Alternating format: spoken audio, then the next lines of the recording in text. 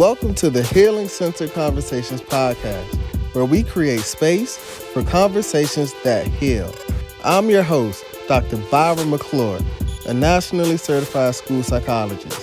I, along with our special guests, will give you insight to promote collective healing by putting people first. Through weekly conversations with educators, psychologists, and healers, we'll discuss ways to heal, thrive, and live your best life. This is the Healing Center Conversations podcast.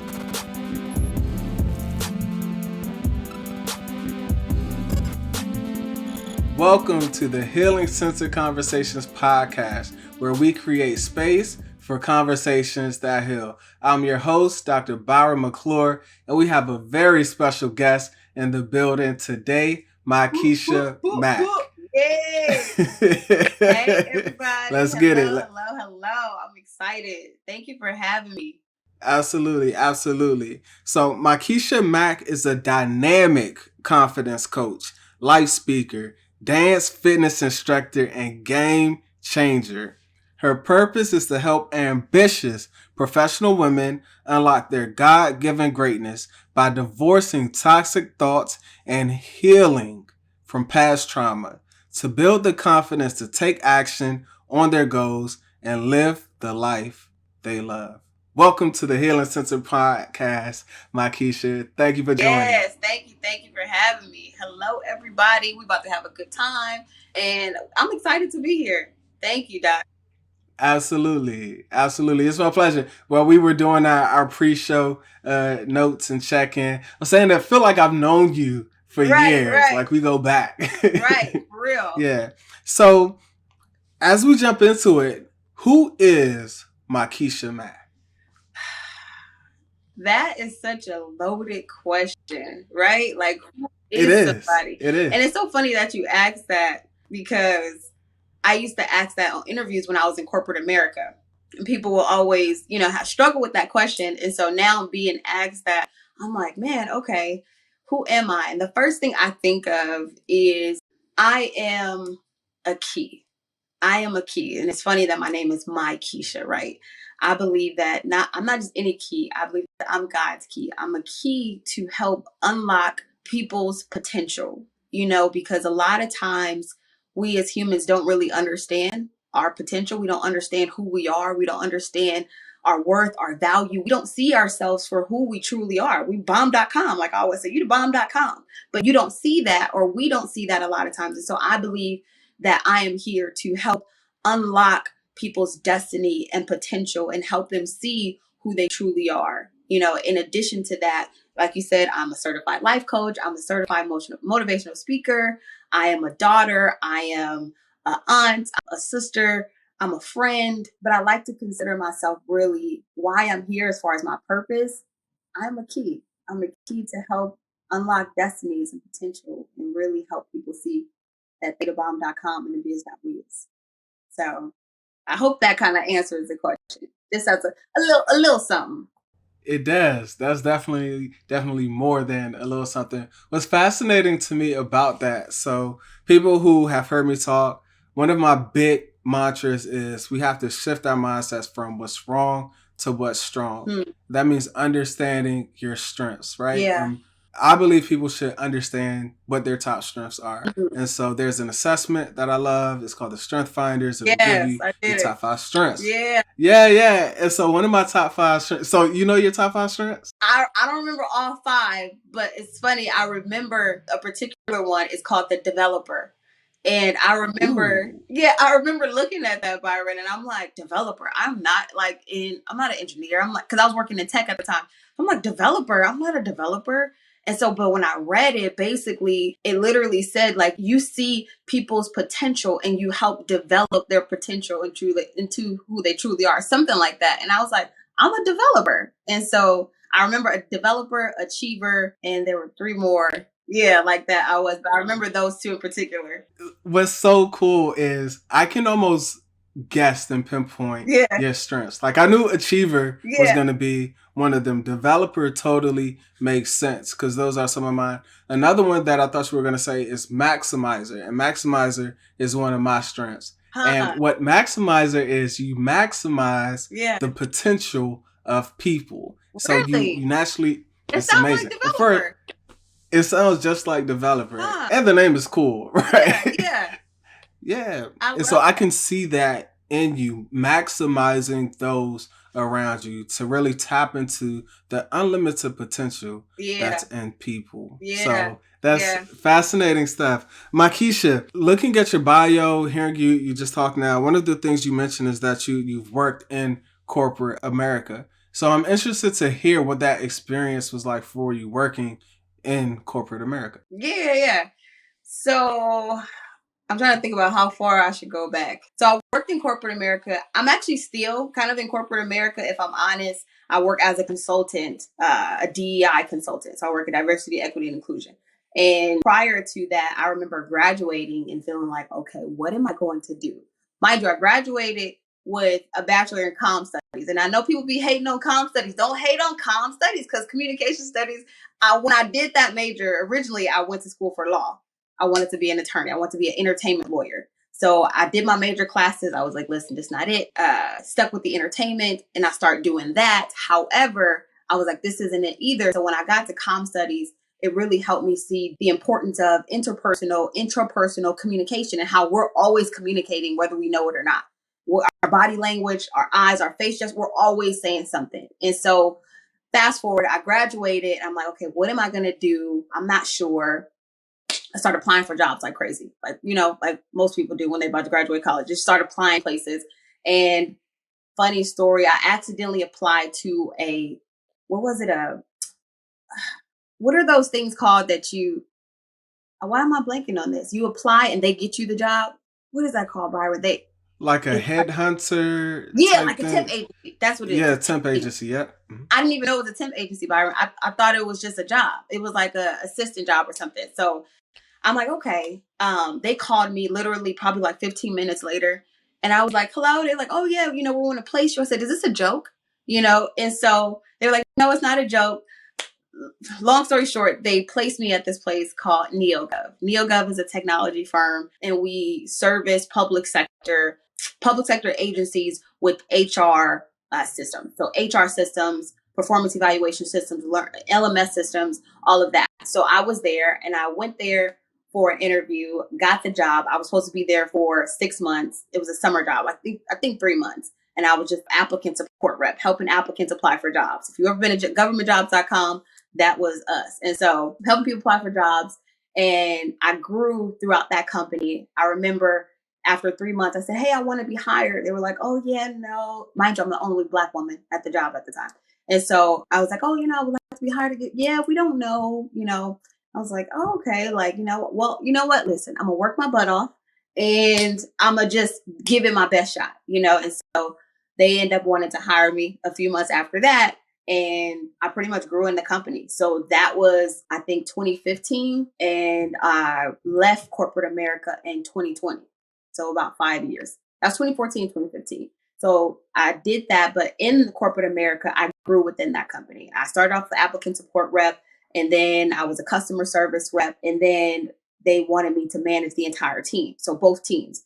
And I was like, this was 2 years later. And so I started managing the team and it was great. And I loved it, right? Because I'm a maximizer. I'm a developer. I love speaking life into people. I love that whole thing. Like that was my thing. And so leading a team for me was a lot, but it helped me to cultivate my gifts. It helped me to see things in me that I probably wouldn't have seen otherwise. And so that's why I tell people, never despise where you are, even in corporate America. Don't be so quick to leave. Let yourself develop and into a person that, like develop gifts and all that. So anyways, in corporate America, I really developed gifts that I never knew I had. I had to level up very quickly, became a leader, and so I was leading about, both teams probably consisted, I think at one time, 20 people. So about a good 20 people. I'm leading, I love the environment. I love the company. However, after a while, after about 2 years, I got burned out.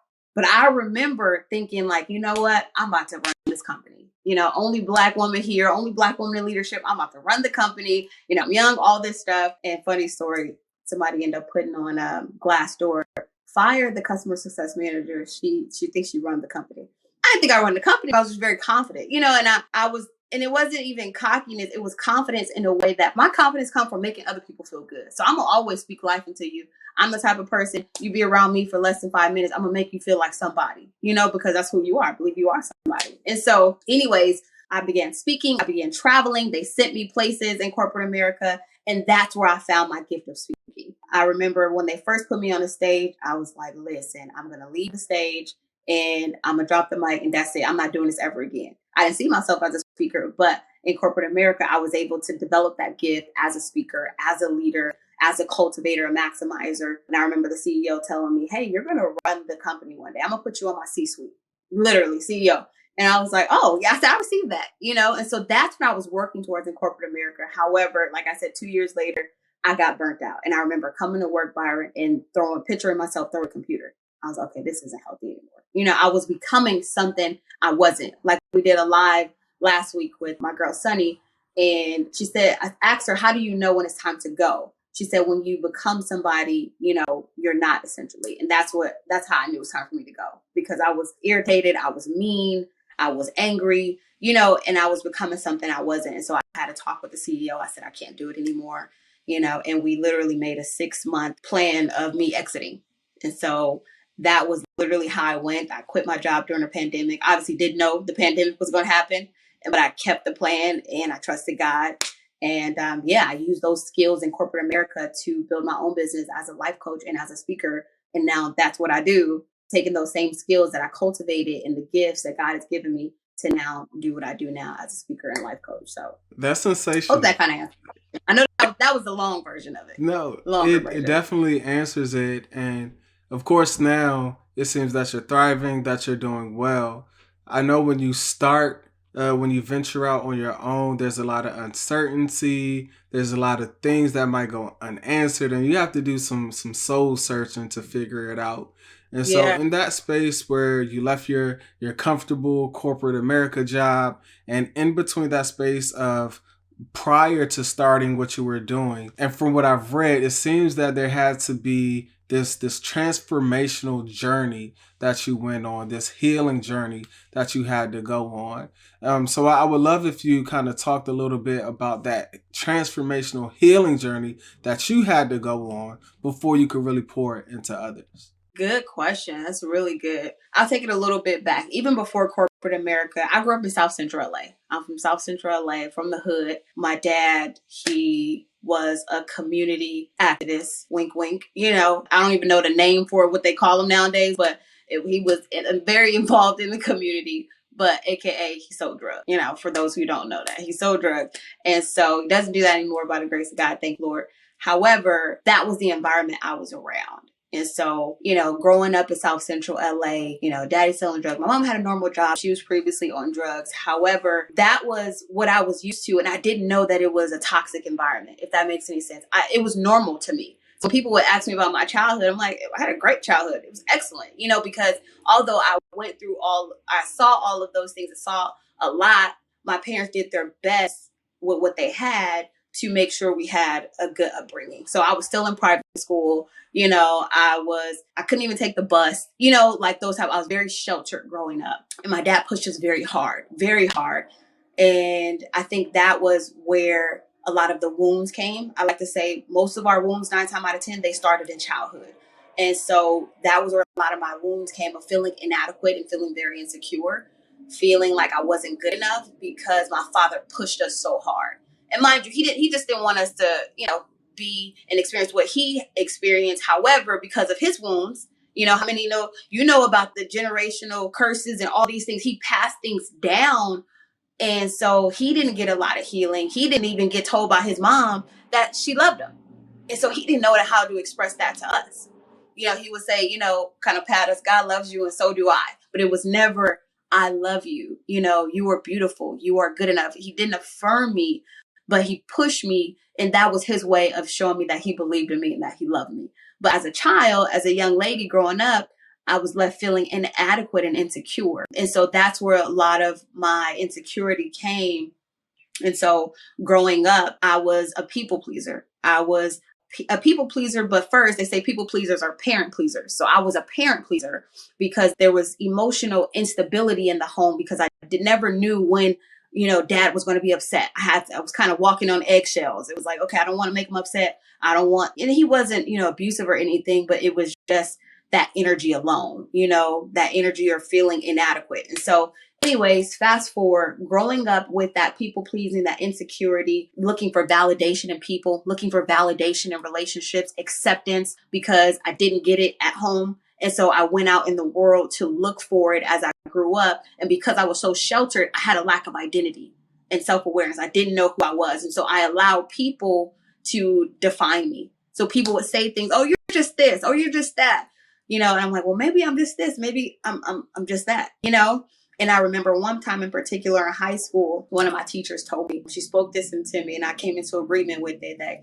you are a follower. She's like, you are a follower. I never forgot that. And so I came into agreement with that in a way that I didn't want to be a follower. So I lived life. I think that was 11th grade. So I lived life trying to prove to people that I was not a follower. So I always had to lead. I always had to dominate. If I wasn't the leader in the friendship group or in the student group or whatever I was in, I would leave because I needed to lead because I have to show you that I'm not a follower. Mind you, I did not know this at the time. I didn't know that I was living life based on that perspective of me. And so growing up, having that lens of myself, I like to say we all have a lens, and that dirty lens, I saw myself as a follower. I saw myself as inadequate, not pretty enough, not thin enough, not light enough. And that lens was my lens I took through college and through corporate America. And so I entered relationships, wanting to be accepted, and that didn't work. So I went through a whole relationship, and I think that it was that relationship, Byron, that showed me that, yeah, you need some help. You need some help, because I like to say that the relationship didn't break me, but it showed me how broken I was. It didn't break me, but it showed me and exposed my brokenness. Because when that relationship ended, because I just knew I was going to have all his babies and we were going to get married and live happily ever after. That was like the thing. We were going to get married and all this stuff, and it didn't work out. And I fell flat on my face. And I remember thinking, I just want to die. I just want to die, because who's going to love me now? Like I already didn't feel good enough going into the relationship. And that's where I talk about how our brokenness attracts, broken relationships and friendships. And so I didn't feel good enough. It ended. I really didn't feel good enough. And I was about 65 pounds overweight. When I went throughout college, I gained, I want to say 55 pounds, then kept gaining because I was an emotional eater. And so it was all this stuff because I didn't feel good enough. And when that relationship ended, I remember thinking that I wanted to commit suicide. You go through that heartbreak. Y'all know that first heartbreak. It's just terrible. It's like the worst thing ever in your life. You don't even wish it on your worst enemy. And so I'm like, okay, you should just end your life, because that's what you should do, because there's no reason to live. You're ugly, you're this. I had all these negative thoughts going through my head. And this is why I focus so heavily on divorcing negative thinking, because the perspective that I had of myself, the lens that I carried, determined the thoughts that happened in my mind. And so it was like, oh, you're ugly, you're inadequate, nobody wants you, you're not good enough. Just end your life. Just end it. And mind you, this is the time where I was working in corporate America. I hadn't moved up to the manager position yet, but I was working in corporate America. And I used to go to work crying. They didn't know I was crying. I'd be on the phone with the customers. Oh, hello. Yeah, thank you for calling me. I'll go, how can I help you? It was like that type of thing where my heart, I just feel like my life was just shattered. I didn't know who I was. Everything that I attached myself to never worked out. And so that's when God showed me that you have to know who you are and whose you are, who I am. I'm a firm believer in Christ. And so I was like, okay, well, show me who I am, because nothing is working. It's not working. I remember he told me, I was at work too, and I heard the words, not audibly, but in my mind, dropped in my spirit. If you don't divorce this negative thinking, you will die. Because that was just literally, that was a thing for me. The only way I could get out of it was to sleep. So I remember also sleeping a lot during this time. I slept, I ate, because I didn't want to have to think. Whatever caused me not to think, that's what I wanted to do. And so anyways, God said, you have to divorce negative thinking. And I remember going on this journey. I said, okay, Lord, I need you to help me divorce negative thinking. What does that look like? I like negative thinking, if I'm honest, because it comforts me. It feels good because at least I won't get let down. You know, at least I'll hope for the worst, and maybe most likely 9 times out of 10 that'll happen, and so I'm not constantly disappointed, or disappointing myself. And I went on a journey, and I started to study identity. I started to study, who am I, even as a Black woman, as a Black female, who am I? As a woman of God, who am I? God, who do you say I am? Okay, I'm a believer, but you said you died to give me freedom. I don't feel free, quite frankly. I feel in bondage, and so I remember being mad at God, but it caused me discomfort, so much discomfort that I wanted to change. And I'm a firm believer that if you don't have an extreme amount of discomfort, you will not change. You see, for so long, I was comfortable in my negative thinking. And so when I began to change, I had to change the way that I thought. So I began reading tons of books. I remember, ironically, one of my coworkers gave me a book called The Power of Positive Thinking by Dr. Norman, I think, Peale. And I read it. I would read it on my break. And so that was literally my life for 3 to 5 years, and still is. But I would read, I would study, I would read the Bible, I would read different books to really understand who I was, but to change my mind and how I thought, because it was a habit. I didn't know how not to think negative about myself. That's just literally what I did. And so I began to retrain my thought process. And I forget his name, I'll think of it, but he talks about a lot about the reprogramming your subconscious. And so I began to study subconscious mind and what I really thought about myself. So anyways, I did a lot of that work, reading and transforming my mind. So I would write scriptures and positive truths on my wall, on my mirror, everywhere in my home, so I can wake up and see it. I would repeat it every day in the mirror. On my lunch breaks, I would be in the car reading, encouraging myself and speaking life out loud, because I'm a firm believer also that you can't think negative and speak positive at the same time. And so I would speak aloud positive truths. I would have my affirmations on my desk at work. I would have my scriptures. I'm reading as I'm on the call. So I began to literally brainwash myself to believe the truth, because we've been brainwashed to believe lies, right? So I had to rewire the way that I thought about myself and teach my mind, now, no, we're going this way. No, this way. We're not thinking that way, this way. And so I had to train my thought processes and really transform my mind. And that is literally the foundation of my journey. Identity and understanding who I was and coming out of agreement with who I was not, and beginning to believe the truth. And so, no, that was kind of long, but I hope that answered the It question. certainly does. And I love the self awareness that you had to have, right? Yeah, That you were noticing what the symptoms of depression look like for you, whether that was excessive yeah, eating, putting yeah, on weight, the fact that you didn't want to yeah, think cognitively, so you were sleeping a lot more, the reason why you were doing those things. And you made a decision with work and prayer and spirituality and all of these things to make a difference so that you can get yourself out of that place, which is really hard to do. And why I liken this to yeah. a journey, because it's not, all right, it's not a switch that you can just turn on or off. If it was that Right, easy, like we wouldn't have, right, depression wouldn't be a thing, right? But it's a right, process, it's a right. journey of feeling that has ups and downs and setbacks and wins and losses. And the journey that you went on is probably, I'm sure, an ongoing process, and now one that you're Yeah, working with other people on. And so with the work that you're doing now, it seems that you're leaning on a lot of those principles that you actually went through. And so I'm interested to hear in some of the work, right? And I've read your mission, and part of your mission is to teach people how to heal and then how to believe and act on their true potential.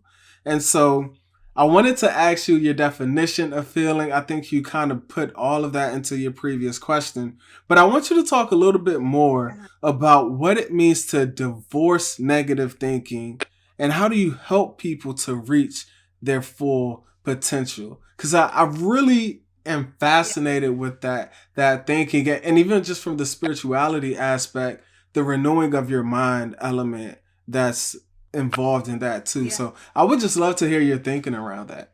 Yeah, yeah. And so divorcing negative thinking first comes with realizing that you are in a relationship with negative thinking. And in a relationship, the concept of relationship, I think when God said that to me, it made so much sense for me because I had just ended a relationship, and so he showed me the concept of your negative thinking and your mind and these negative thoughts are married. They literally are like this. They love each other almost. It's like this thing where they can't exist without each other because they're so used to thinking a certain way. And studies even show that in our mind there is like, I forgot what it's called, but it's like a wave pattern almost that happens in the mind, that our thought processes, we teach our mind how to think when we go through certain emotions. And so because depression, anxiety, insecurity was a lot of things that I felt, I taught my mind how to think. It was like, oh, okay, I feel like this. This is why I'm thinking. This is why I'm feeling this way, because I'm thinking these negative thoughts. Okay, I'm not good enough. Yep, I'm not good enough. And that's just my lot. I'm too fat. I'm too insecure. I'm too this. I'm too that. These are things and thoughts that will go throughout my mind that I spent time with. In a relationship, you think about a relationship, you spend time in a relationship. You get to know the person. And so me and negative thinking, we spent a lot of time together. And I didn't even realize because it was such on the subconscious level before. And like you said, I had to have that self-awareness and God had to bring it to my attention.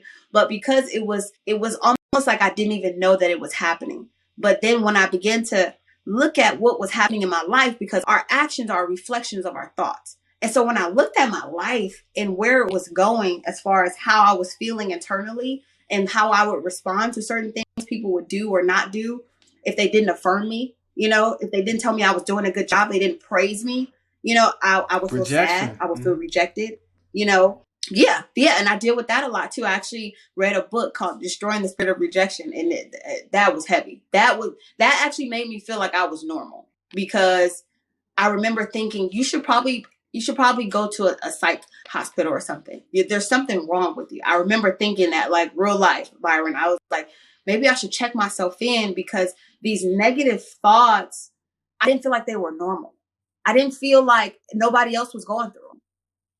Like, and then people wouldn't know that I was going through them, right? Because I didn't really express that. It was like we were in a hidden relationship. We were in this hidden relationship that nobody knew about. It was like this affair, that brought me a lot of comfort. And so when God said to divorce it, I literally had to, when you think about exiting a relationship and you think about, you can't have, for me, even with the one I broke up with, my ex, I couldn't have no more contact with him, because in order for me to heal, I had to let it go. I had to, we played patty cake for a little bit. Oh, let's act like we still together. We not together. We did that whole thing. Yeah, no.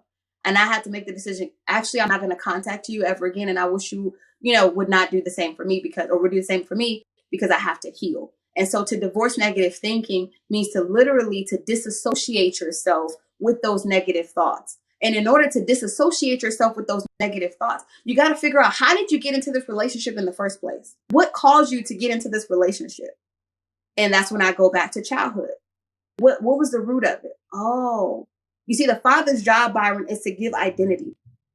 And when the father, you're always giving identity, whether you know it or not, because if you're present, you're telling the child who or she is, he or she is. If you're not there, you're telling them who he or she is. If you're there and you're not emotionally there, you're telling them who they are. You're always telling your child who they are in some way, shape, form, or fashion.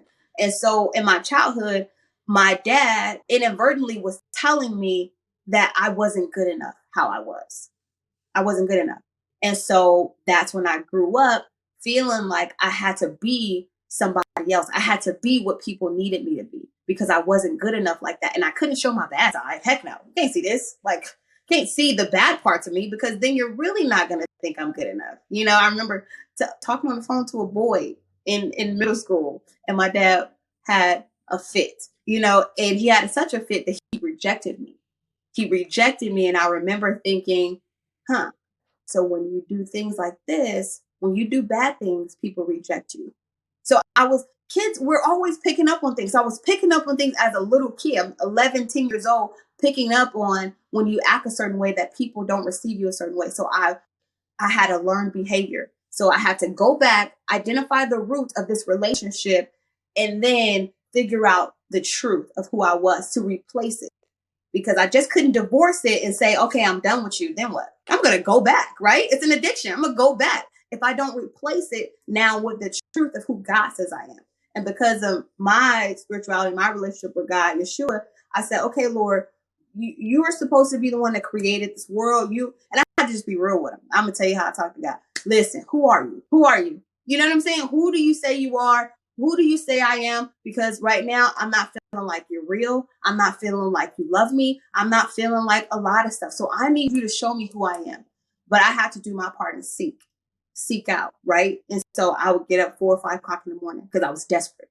And I believe desperation causes us to change too. And so I would get up 4 or 5 o'clock in the morning, read. I had to be at work at, I think, 6:30. So I would get up early, read, pray, and do that thing. And I made it a habit, and I made it a habit to also do a lot of reading. So again, divorcing negative thinking means breaking up with the idea of who you think or thought you were. Because 9 times out of 10, that's not who you really are. You might have some, small truths of who you are. Yes, I'm a nice person. Yeah, that's cute.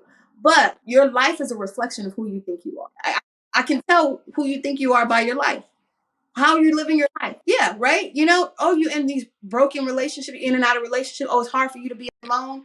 Oh, you're smoking a lot of weed and stuff. Oh, okay, I see who you think you are. And that tells me that there needs to be a divorcing of the negative thinking, aka the healing of the past trauma. Because you got to cleanse that lens that you have on, that you see yourself. Now, you ever wear dirty glasses, Byron? And it becomes normal. You don't even know that they're dirty. You just kind of like just seeing through them, like, yeah, this is. But then you take them off. You're like, what the heck? How was I looking through this? And then you wipe them off, and it's like, yes. Oh my God, I look good. I'm amazing. I'm the bomb.com. What's up? You know what I'm saying? And so it's literally like that. Wiping that lens, divorcing the thoughts of who you thought you were, and replacing them with the truth of who you really are. Learning to see yourself through a cleansed lens, and that I am worthy, I am good enough.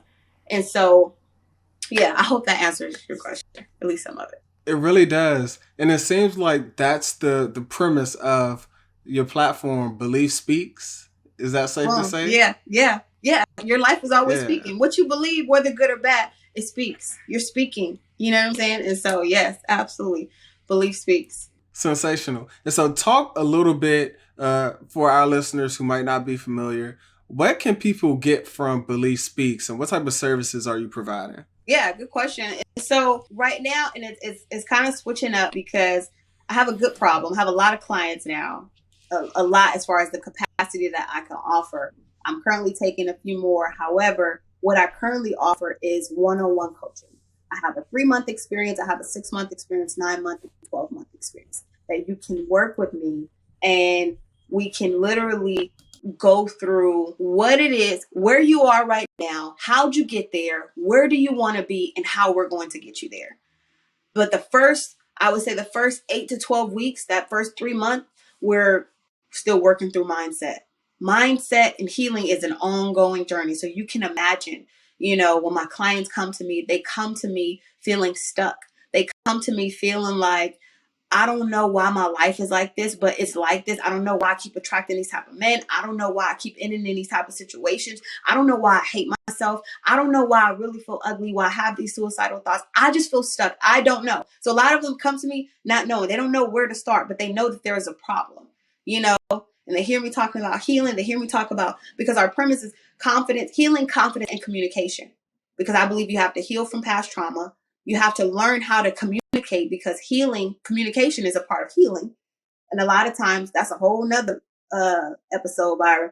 Communication. If we're not communicating, that will again cause a block in who our healing journey. Let's just say that, because speaking is a part of your identity. And so you're not speaking, you're not telling people who you are. And so a lot of times we don't speak out of fear of conflict, out of fear of rejection. We don't say how we truly feel. So I teach them how to communicate their feelings and that their feelings are valid. They are worthy of being shared. Because when we don't speak, when we don't communicate and express ourselves effectively, we're telling people and we're telling ourselves that our feelings are not valid, that they're not worthy of being shared. Anyways, and so then we also build confidence. I help them identify their gifts, and then they walk in those gifts and we figure out things, that they like doing. A lot of my clients, ironically, this is not a joke, I can't make this up, they become life coaches because they also are healers, but they never saw themselves as such because of the brokenness. They saw themselves as inadequate, unworthy, rejected, a failure. And so we cleanse the lens, we heal the mindset, we work through communicating, and communication also is a part. Forgiveness, we work through forgiveness. So no, y'all gonna get that too. I have you write letters literally to the people that you are holding offense with, and help you get set free with that. And then also building confidence by speaking, because when you speak your truth, you also get confidence, but also walking in your purpose, identifying your gifts and walking in that. So they become life coaches. They start YouTube channels. They just begin to have vision and hope for their life that they never had before. It's like, I didn't even think I would do something like this. Yeah, I know, because you have a broken lens, but it's okay. So because we're fixing that lens, and not that all the work is done by the time you're done coaching, but you're far along ahead than you would have been by not choosing to coach and staying in that place and trying to do things on your own. Very cool. And I love the analogy of helping people to clean their lenses, right? To Yeah. help Yeah.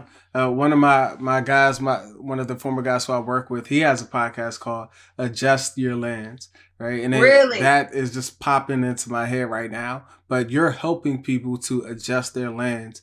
And they might have had dirty lenses for so long, they're just used to that. But you're Yeah. giving them new perspective.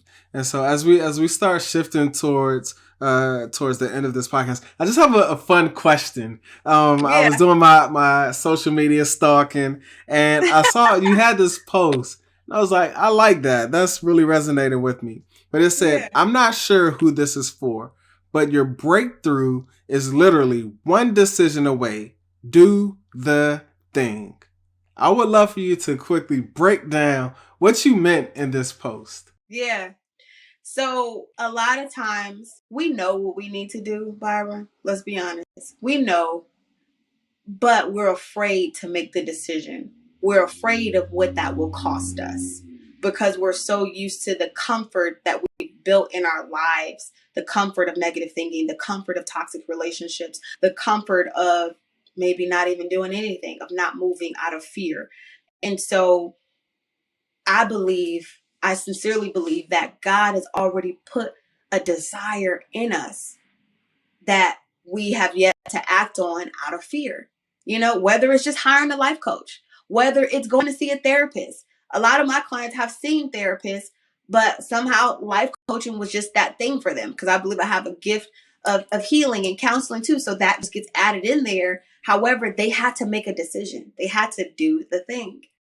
They had to make a decision to go after life coaching. They had to make a decision to even have a conversation. It doesn't have to be always deep, Byron. It can literally be having a conversation with your ex or your mama, your daddy, whoever hurt you. Do the thing.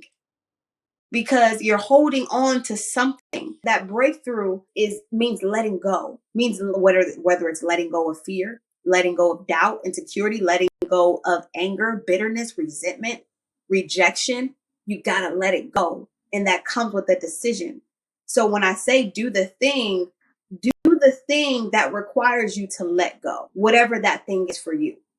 Start the business, start writing the book, like go after, shoot your shot in your DMs with your boo. I don't care. Do the thing, and for me, whenever fear, this is how I now look at fear. Now I recognize that you're fearing, you have to do it. That's how I respond to myself with fear. You got to do it now because you're so afraid of it. Now I'm going to make you do it because you're not going to allow this thing to have a hold on you, because again, we attach our worth to our works. And so we don't do the thing a lot of times because we're afraid of rejection. And we feel like that rejection will then define us. Now that means I'm rejected. See, I knew I shouldn't have did that. No, keep it moving. The business failed. So what? Try again. They said no, they don't want to go on a date with you. Next person. It doesn't define you. You still thebomb.com, but do the thing. Do the thing that's going to require you to let go of whatever past thoughts and trauma that you're holding on to, or fear, doubt, and insecurity, and just do the thing. I love that. And watch how you get set free. You know what I'm saying? Like, just do it, please. It's either that or stay stuck, right. Byron. Which one? Right. It's costing you something either way. It's costing you something, so you might as well do the thing and step out on faith instead of letting fear take a hold of your life. So you heard it here first. The mantra for 2022 is going to be do the thing. So Mykesha, this has been such a pleasure. Do you have any closing thoughts that you want to leave with the listeners? Any closing thought? You are enough. You are worthy. Like, who you are is so powerful that the enemy he lives his life trying to get you to not see that. And for so many people, his mission is accomplished because we don't see who we truly are. Les Brown said the richest place in America or the world is the grave, because there's so many unbirthed dreams, talents, visions that we do not use. And we have been equipped to do a thing. And I can't do it like Byron. Byron can't do it like me. And the next person, whoever's listening, I can't do it like you, because you're you and God has given you a special thing. And so I want you to think of, the longer you wait to heal, the longer people will have to wait to get their breakthrough. And sometimes they don't wait. Sometimes people lose their lives because we live in fear. And so that's what helped me make decisions when I realized I was being selfish with my gift. I was being selfish by not choosing to heal, because there's people who needed me. I have family, I have nieces, nephews, people I don't even know who's looking up to me, And so I want you to know that you are worthy. You are enough. No longer allow fear to grip you, or your past, or whatever it is to grip you into not making the decision to heal, because there are people who are waiting on your obedience to get their breakthrough. And I can't do it. Byron can do it. You have to do it, because nobody can do it like you. Nobody can do it like you. I love that.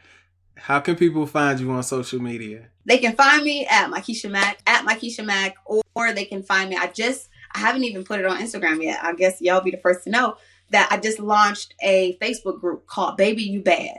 Bad means beautiful or bold, authentic, and dynamic. You're evolving, you're changing, you're growing into who God has created you to be. And that is a process, it's a journey. So I say, Baby You Bad. And so that just launched last night. And you can find that on Facebook, Baby You Bad group. And it is a community of women, ambitious professional women, who uplift one another and encourage one another to heal, to love, to live, to laugh, and to really use their God-given gifts. And so you can find me also on Facebook in that group. And then you can go to Mykeshamack.com. Book a confidence call with your girl. We'll set up and figure out where it is that you are, where you want to be, and how we're going to get you there, and how we're going to help you heal and become who God has created you to be. And so, yeah.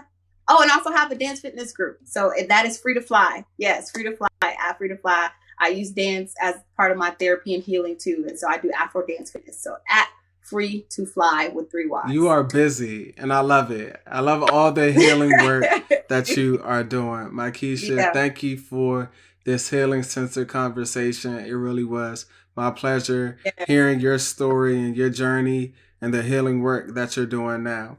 To all of our listeners, be sure to follow the Healing Convo Pod across all social media platforms. Blow up our YouTube channel. Run those subscriptions up. Blow it up. Help us grow by liking, sharing, commenting, and leaving a positive review. Tell a friend to tell a friend to tell a friend about the Healing Centered Conversations podcast, because you are enough. You're doing it. I love this. Thank you once again, Mykesha Mack. Until next time, take care, everyone.